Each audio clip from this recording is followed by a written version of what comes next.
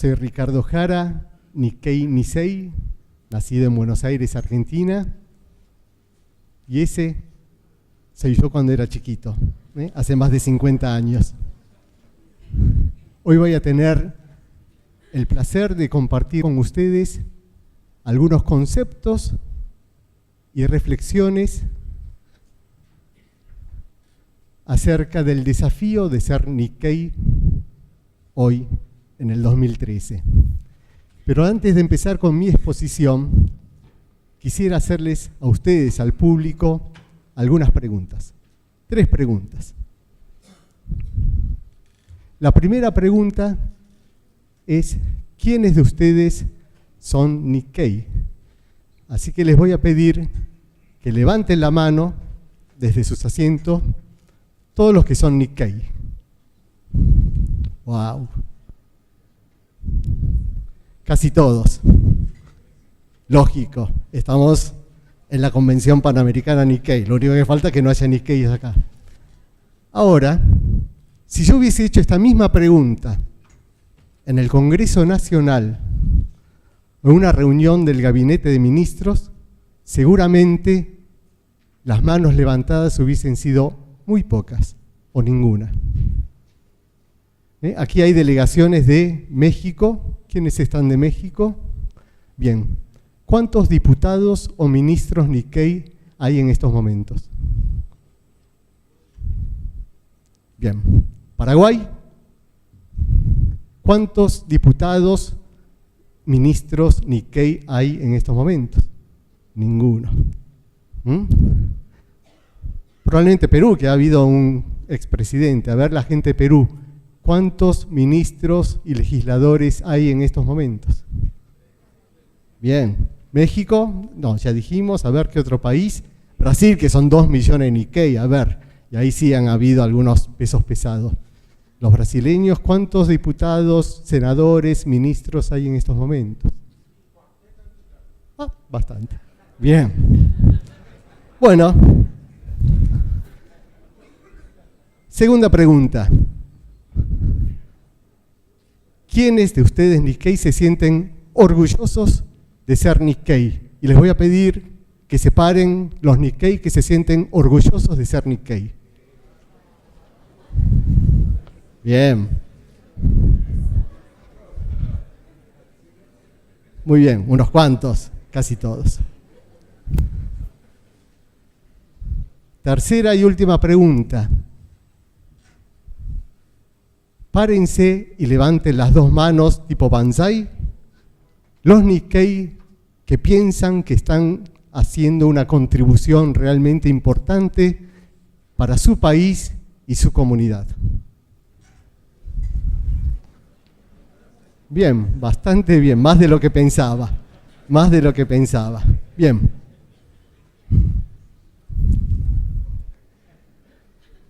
Esta introducción me permite hacer un diagnóstico.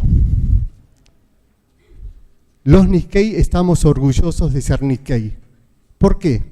Porque reconocemos una historia, un legado, una esencia de ser Nikkei que nos une y que sentimos que es positivo, ¿verdad?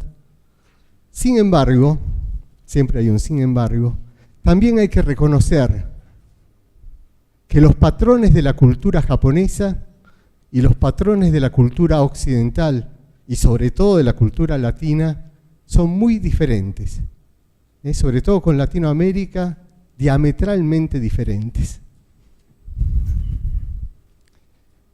Mientras que en Japón la modestia es una virtud, el bajo perfil, en Latinoamérica es todo lo contrario.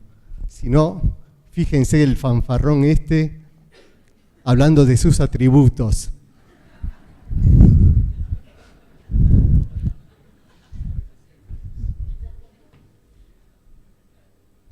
¿Qué significa esto?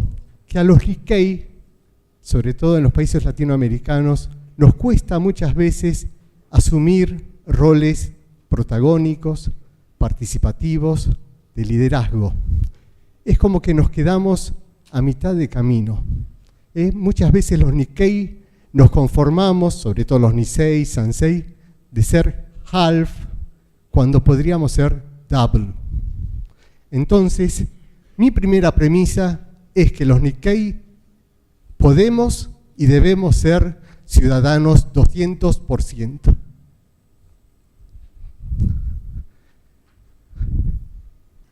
Les comenté hace un momento sobre la esencia de ser Nikkei. Seguramente todos tienen más o menos un imaginario de qué es ser Nikkei, pero me gustaría referirme a algunos conceptos de un libro sumamente valioso, escrito hace más de 60 años, que relata justamente esta esencia. El libro se llama El crisantemo y la espada. La autora es una antropóloga norteamericana que se llama Ruth Benedict, y este libro fue escrito por solicitud del gobierno americano en la última etapa de la Guerra Mundial, porque justamente los americanos querían saber con qué se iban a encontrar cuando lleguen a Japón. Lo que tomé de ese libro son algunos conceptos centrales, por supuesto, en algunos casos los actualicé, pero tengan en cuenta que son, de alguna manera, la esencia que representa el Nikkei o el japonés de ese momento. ¿Y por qué es importante saber que es el pensamiento de los Nikkei de la posguerra? Porque nuestros abuelos, nuestros padres, que son los Issei, estaban formados y tenían muy fuerte esos pensamientos, esa esencia, y es lo que nos han transmitido a nosotros los Nisei y los Sansei.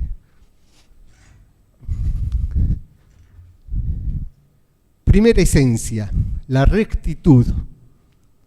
Ustedes saben que en Japón los dos primeros valores que se enseñan a los chicos cuando cumplen 2 años, cuando apenas empiezan a entender las cosas que le dice su mamá, su papá, pero que todavía no saben ni leer ni hacer cuentas, es puntualidad y limpieza. Puntualidad y limpieza. ¿Por qué? Porque es fácil a un chico decirle, mirá, cuando las agujas de reloj quedan así, vamos a almorzar. Cuando las agujas de reloj quedan así, vamos a dormir. Cuando vos sacás los juguetes de la caja y jugás, cuando termines de jugar, los volvés a poner. Eso es puntualidad y limpieza. Cuando tenés 2 años, 3 años, no entendés conceptos abstractos como la disciplina, la planificación, la organización, probablemente mucho menos conceptos como la democracia, la libertad, etc. Pero sí entienden qué es puntualidad y limpieza. Y eso es lo que permite a los japoneses y a los Nikkei ser, en general, siempre hay excepciones, pero disciplinados, les gusta la planificación y son organizados. ¿Qué pasa con los latinos? Y diría que ocurre lo contrario. Basta salir a la calle y ver en qué estado están los bienes públicos para saber que mucha limpieza no hay. Basta ver cuándo empiezan las reuniones, qué retraso cuando uno tiene una cita para saber qué puntualidad tampoco. La rectitud nos lleva entonces a una segunda esencia que es el respeto. Ser recto, ser responsable nos lleva a ser respetuosos. Y lo que entendía Ruth Benedict, estamos hablando de hace 60 años, por respeto, era básicamente esto que figura acá. Respeto por el orden, la jerarquía, considerando esto, el valor del orden y la jerarquía como por encima de la libertad y la igualdad, que eran los valores de Occidente. La obediencia a la autoridad, la atención a los ancianos, no la veneración, ese respeto a los ancianos. ¿Cómo estamos en América Latina con el respeto? Bastante diferentes. Tercera esencia. Por supuesto, el concepto de resiliencia no aparece en el libro de Ruth Benedict porque es un concepto mucho más nuevo, pero es la palabra que indica esto, la capacidad de superación, la fuerza de voluntad, es esto que usamos muy seguido, que es el gambare, el gambaru, el gambarimayo. Cuando en Japón alguien tiene que dar un examen o alguien tiene que participar en un torneo deportivo, nadie le dice suerte, le dice gambare. ¿Por qué suerte? ¿Qué significa suerte? ¿Que vos estudiás nada más que 2 bolillas y justo te tocaron esas 2 bolillas en el examen? Eso es suerte. Ahora, si vos estudiaste, lo que vos tenés que hacer es volcar todo tu esfuerzo. Es fuerza, es gambare. ¿Qué suerte? ¿Que justo tenés un partido de fútbol y faltó el goleador del equipo contrario? Eso es suerte. El gambare lleva a cosas tan importantes como la autodisciplina, la superación personal, la responsabilidad, y está muy reflejado por esta figura maravillosa que es el Daruma. El Daruma se cae 7 veces y se levanta 8. Ese es el mejor símbolo de lo que es el gambare. Y pegado al gambare y a la resiliencia viene el tema de la resistencia, que es la capacidad de soportar el gaman ante situaciones adversas. En castellano sería el aguante. Se dice que muchas veces los japoneses se iban a dormir con lágrimas en los ojos. Tenían bronca, estaban frustrados, pero se la aguantaban. Por supuesto, después el estresazo y la úlcera, ni les cuento. Y este es probablemente el concepto más interesante que plantea Ruth Benedict, que es la reciprocidad. Ustedes saben que hoy en Japón viven cerca de 120 millones de personas en una superficie equivalente a la provincia de Entre Ríos, porque además de Japón, que es todo isla, hay muchas montañas, bosques donde no se puede vivir. Así que imagínense 120 millones de personas viviendo en una superficie como Entre Ríos. A la fuerza tienen que tener mucha capacidad de pensar en el otro, la convivencia, etc. Y por otra parte, los japoneses se consideran deudores del pasado. Esa deuda moral con el pasado se conoce como on. Este es un concepto muy importante que plantea Benedict, el on. Y devolver el on es una virtud, y no hacerlo es una vergüenza. Es el hashi. Entonces, la traducción de la reciprocidad en japonés podría ser el otagai-sama. Hoy por vos, mañana por mí. Y lleva implícito 2 conceptos. Omoiyari, que es tener consideración por el otro. Omotenashi, que es la hospitalidad. Pero también el ongaeshi, la devolución de esa deuda moral, tiene 2 componentes que son muy importantes y bien diferentes entre sí, si bien a prima facie parecieran que son parecidos. Gimu. Gimu es la obligación material y voluntaria. Cuando uno necesita plata y va al banco y saca un crédito a 12 meses con los intereses, eso genera un gimu, una obligación, donde vos sabés que a los 12 meses tenés que ir al banco y devolverlo y punto. Pero hay otra clase de obligación que es mucho más difícil de cuantificar y medir, que es el giri. El giri es moral y es involuntario. Y por eso es tan difícil de cuantificar y a veces es tan difícil de pedir.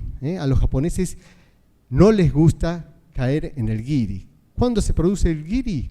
Por ejemplo, a la población de Fukushima. Nadie esperaba el terremoto, el tsunami, queda en una situación de indefensión y por supuesto eso genera una deuda moral, una deuda involuntaria que sienten de por vida que tienen que devolver. En la reciente visita de la delegación japonesa en la Argentina y el agradecimiento que ha hecho a todos los países del mundo por el apoyo brindado durante el terremoto es una muestra de cómo reconocer el giri que se ha generado. Y por último, de las distintas de las esencias, tenemos la reputación. El honor en Japón es muy importante y cuando uno ve que se ve mancillado en su honorabilidad, muchas veces prefiere la muerte, el harakiri. Estamos siempre hablando de conceptos que han surgido hace 60 años, que es muy diferente probablemente a los valores del Japón de hoy. Muchos se han mantenido, otros han ido cambiando. Todos estos valores que hacen a la esencia del Nikkei, del japonés, y que a priori parecen positivos, sin embargo, cuando lo trasladamos a la cultura latina, genera algunas consecuencias negativas. De la misma manera que el fuego ilumina, el fuego quema. Algo que puede ser positivo en un lado, puede ser negativo en otro. La disciplina férrea, el exceso de planificación que a veces tienen los japoneses, tiene como contrapartida amortiguar, reducir la creatividad individual y el pensamiento lateral, el pensamiento creativo. Mucho pensamiento lineal, vamos todos para allá, que es necesario en momentos de crisis. En el medio de una guerra no podemos estar haciendo una asamblea a ver qué opinan, sino que tiene que haber una dirección, un liderazgo muy fuerte. Pero fuera de eso, lo que necesitamos es que liberemos nuestras creatividades individuales y a veces eso en Japón no ocurre. Y esa falta de creatividad muchas veces se traduce en lo que puede percibirse como falta de personalidad y falta de liderazgo. Martillar el clavo que sobresale. En Japón no está bien visto el individualismo, no está bien visto que alguien sobresalga mucho sobre los demás, porque valoran mucho el trabajo en equipo, lo cual está muy bien. Pero sin embargo, en Latinoamérica, esta misma situación, la de quedarse callado, de esperar a ver qué opinan los otros, etcétera, genera una situación muy común que es decir, el japo macanudo, pero no sabemos qué piensa, siempre muy callado. Miren esta fotito, el gatito disimulándose entre las suricatas. La necesidad de alguna manera, mimetizarse con el entorno puede llevar muchas veces a un comportamiento ambiguo. Como no quiero quedar mal con nadie, no digo nada, me quedo callado. Y en Latinoamérica eso es mal visto.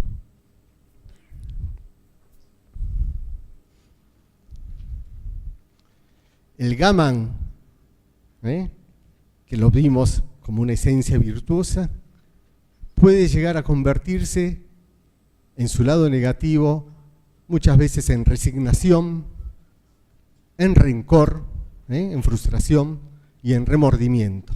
Y no hay nada peor para las personas que llegar a cierta edad y decir, dejé de hacer algo que quería hacer, tengo rencor con mi ex jefe, etc. Y esto lo llamo el síndrome del peco-peco. El síndrome del peco-peco es el respeto extremo por la autoridad. Es muy común en Japón el kun y el san, harakun, harasan, kohai, senpai, lo cual en realidad está, digamos, bien en Japón, pero cuando uno en Latinoamérica se pone muy estricto con la jerarquía, el orden, etcétera, lo que impide es la acción en red. Y ahora voy a entrar un poquito en el tema redes, pero el mundo actual es un mundo que se mueve en formato red. Ya no es el mundo vertical donde uno manda y el otro obedece. El liderazgo de mando y control no va más. Estamos necesitando un nuevo tipo de liderazgo facilitador de procesos. Actitudes. tenemos que empezar a asumir responsabilidades como Nikkei. Esto es, en vez de buscar culpables, saber que todas las mañanas, cuando nos levantamos y nos paramos frente al espejo, vamos a encontrar al responsable. Superar modelos mentales. Seguramente muchos de ustedes han leído a Haruki Murakami, un novelista espectacular. Bueno, en la penúltima novela de Murakami, que se llama 1Q84, hay una frase muy interesante. Dice, la mayoría de las personas no creen en la verdad, sino que creen en lo que le gustaría que sea la verdad. Repito, la mayoría de las personas no creen en la verdad, sino que creen en lo que le gustaría que sea la verdad. ¿Qué significa eso? Que todos, absolutamente todos, tenemos preconceptos, prejuicios y, lo que es más grave, a veces dogmas o ideologías, paradigmas muy arraigados. Y eso lo que nos impide es justamente abrirnos a la creatividad, a las nuevas ideas, cuando en este mundo en red lo más importante es aprender, no tanto tener razón. Es mucho más importante aprender que empecinarse en tener razón. Y esto significa que tenemos que trabajar mucho más sobre las capacidades. Estamos en la sociedad del conocimiento, en la sociedad en donde tenemos que aprender permanentemente, y para eso tenemos que incorporar todos los días nuevas capacidades. Lograr visiones compartidas. ¿Qué es lograr visiones compartidas? Es estar permanentemente pensando en el otro. Y esto creo que los japoneses y los Nikkei lo hacemos bien. Es comprender para ser comprendido. Es pensar en ganar, ganar. Es sinergizar. Esto es lograr visiones compartidas. Y donde podemos tener un valor agregado, un diferencial, es que los Nikkei nos convirtamos en referentes éticos de la sociedad. No sé si estará don Carlos Kasuga, pero él siempre dice, primero bien ser, después bien hacer y después vendrá el bienestar. Ser referentes éticos básicamente es eso. Primero bien ser, después bien hacer y después vendrá el bienestar. Todo esto nos va a ayudar para fortalecernos como comunidad. Ahora, fortalecer la comunidad Nikkei para aislarnos no tiene sentido. Tenemos que fortalecer la comunidad Nikkei para integrarnos.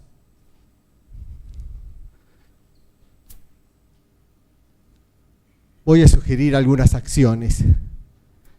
La primera, empezar a pensar en formato red. Por eso celebro tanto que esta convención Nikkei se llame 3.0. Tenemos que empezar a pensar en formato red. Y sobre esto, y paso de paso un aviso parroquial, esta tarde va a estar Sonia Abadi, una especialista en este tema, así que yo no voy a profundizar mucho, pero les recomiendo muchísimo que se queden a la charla de Sonia Abadi. Básicamente, ¿qué plantea Sonia Abadi? Que en el mundo de redes todos somos nodos. Nodos. Y donde es importante que nos convirtamos en nodos fuertes y atractivos, en nodos sexys, como dice Sonia, para poder incidir. Ella no es el que da órdenes, no es el que pide, sino el que da, el que se transforma en el hub más fuerte. Promover las capacidades. Tenemos que estar trabajando permanentemente sobre las capacidades y no tanto sobre las condiciones. Salgamos de la zona de confort, de decir, yo soy Nikkei, tengo un apellido Nikkei y una cara Nikkei, entonces ya tengo todo realizado. Tenemos que trabajar sobre las capacidades. Tenemos que fomentar el cuidado.